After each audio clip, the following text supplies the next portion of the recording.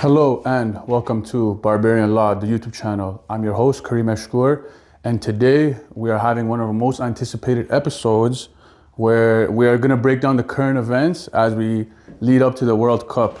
The reason why we can do this is that I'm hearing from a new group of subscribers that my videos are breaking into the algorithm on YouTube.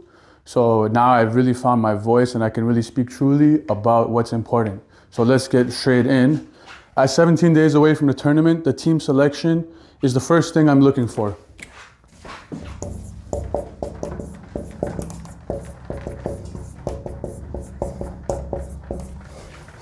The players are going to decide the World Cup. Now that there's 48 teams in the World Cup rather than 32, you're going to be playing a lot more games if you get to the finals, because now there's a round of 32.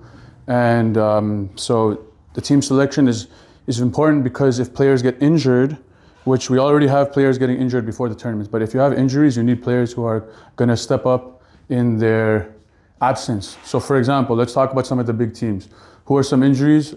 In Brazil, we have Eder Militao and Rodrigo. They're confirmed out. Neymar has been injured since 2023, but he's getting called up despite not having played for Brazil. Because why? Because he's very important for the morale of the team that Neymar be included. So we talked about this in one of our previous videos, but as a talisman of the team, he's on the level of Neymar and Cristiano Ronaldo.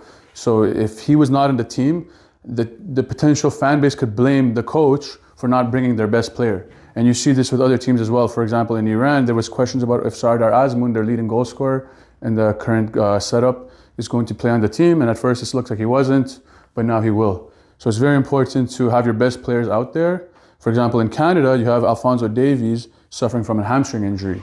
So Bayern Munich's doctors are trying to send their medical staff with him to the tournament to ensure that he doesn't further exacerbate that injury. And same thing with Lamine Yamal. He hasn't played in 2 to 3 weeks, the last few weeks of the La Liga season, because of hamstring issues as well. So hamstring issues, it affects your whole posterior chain.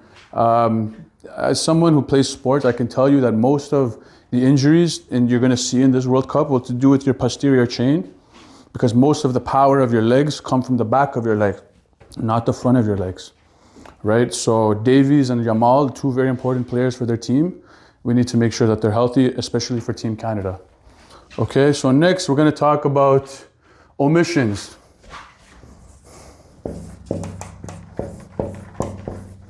Who are some notable omissions from the setups that we've seen that have been announced so far? Obviously, there's still room to change the lineups, but you can see with England, Harry Maguire of Manchester United, out. Cole Palmer of Chelsea, out. Phil Foden, Manchester City, out. What does that mean? The Arsenal team, they want players who are playing like that. Why? Because they don't allow many goals. And in a World Cup where anything can happen, you can be eliminated, it is best to start with a solid defense. So guys like Trent Alexander-Arnold, he's nowhere near the team selection. He's probably the 7th choice right back because you want a more defensive-minded players for that role. Maybe even someone like Kyle Walker. Ben White, but he's already injured. So now we can discuss Arsenal. This is something I wanted to discuss, is Arsenal are champions of England. Okay? So you want players that have a championship mentality. For the first time ever, this Spain national team will not have any players from Real Madrid. Why? Because they might mess up the chemistry. If you kept up with the news, you might have seen that Eduardo Camavinga and Federico Valverde got into a fight in practice to the point where one of them had to be hospitalized. So it looks like neither of them will be, it looks like Tchouaméni won't be making the France national team, neither will Camavinga. So no Real Madrid players are playing for the Spain team for the first time. What does it mean? 8 players from Barcelona. Why? Because they're much more cohesive units. So if you're a bad egg, it's very likely that you get left out of the team because you might be creating a toxic dressing room. And in a tournament, which is like win or go home, you have no chances to mess around. Okay, so we have the Champions League final on Saturday. This is probably one of the last competitive games, and it will decide the champion of Europe. So Arsenal will probably win that, is in my estimation, because of the way they control the game. However, again, in a one-game playoffs, anything can happen. So after all of that being said, we have 17 days left until the World Cup. I'm hoping to bring you guys a lot more content upcoming. So please like and subscribe, leave comments. Any of the new watchers, please stay tuned because we have a lot more great content coming your way. And I will have a much more detailed analysis of the team's sheets coming up soon. So take care.